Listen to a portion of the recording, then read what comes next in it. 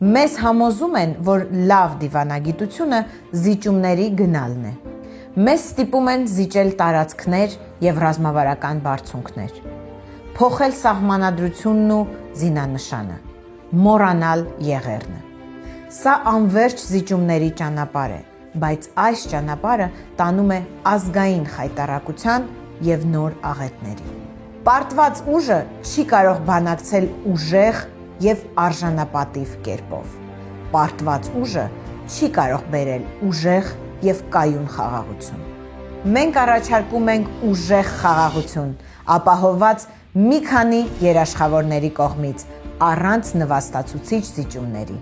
Մեզ համար դիվանագիտությունը ոչ թե պարտադրանք է, այլ հնարավորություն։ Ուժեղ Հայաստանը հնարավոր է և ուղիղ 76 օրից լինելու է ուժեղ Հայաստան ապագա վարչապետ Սամվել Կարապետյանի հետ։